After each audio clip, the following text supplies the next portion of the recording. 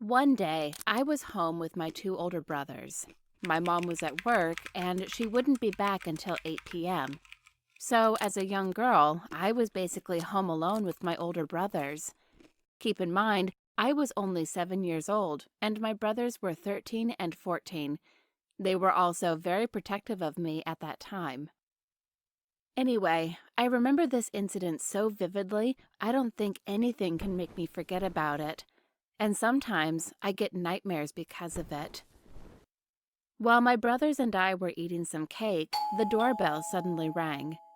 Remember, our grandparents and mom told us never to answer the door unless they let us know that someone is coming over.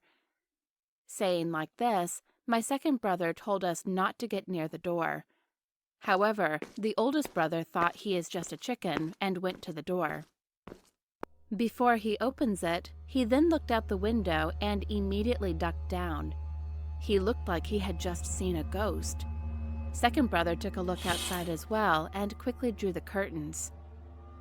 "What's going on?" I asked, but my first brother took a huge freaking knife from the kitchen. "Bring me the phone, now!" I could even see him grabbing some pepper spray. I gave him the phone and approached the door. As a naive young girl, I ended up opening the door.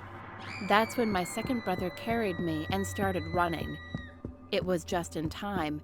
I could see a bullet sliding by my little face. Luckily, it didn't hit me.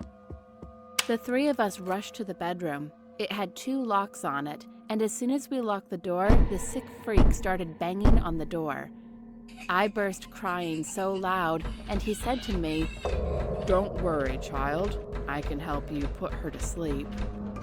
My brother yelled, "Get the hell out of our house!"